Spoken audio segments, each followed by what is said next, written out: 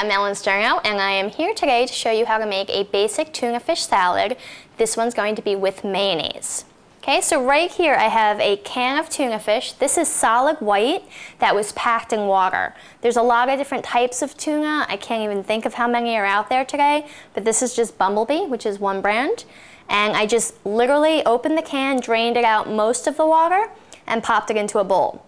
Right now I'm going to take my fork, and I'm just going to flake up the fish, just separate it a little bit before I start putting all my additives in there.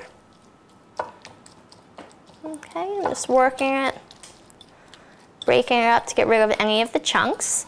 You can break it up as much or as little as you want, depending on how many chunks you want in there. Okay, so now I'm going to put a tiny little bit of well in the center here and start putting in.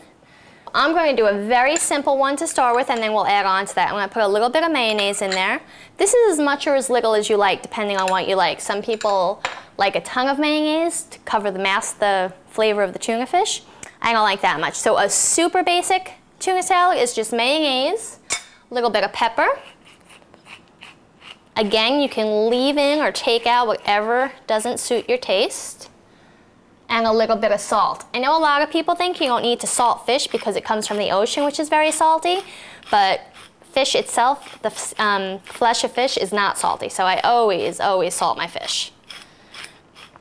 Okay, so that is super, super basic, and you can just mash it up, do a taste test, add what you want, take out what you want.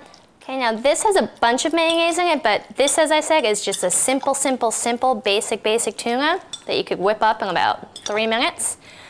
But my tuna salad mayonnaise base is a little different. I like to add a lot of other things into it, both for flavor and texture.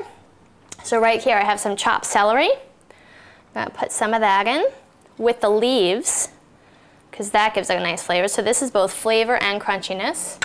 Dill, which is a wonderful herb I really like to use in most of my fish and poultry dishes. Some chopped tomato concasse, the flesh of the tomato that I have chopped.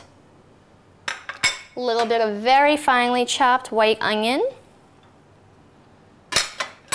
Some capers, which are also salty, so if you're going to use a lot of capers, maybe go a little easier on the salt.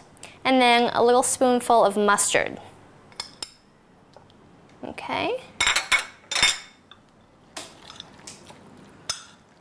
Now this turns a very plain tuna salad to something with a little bit more body to it and beautiful color and flavor.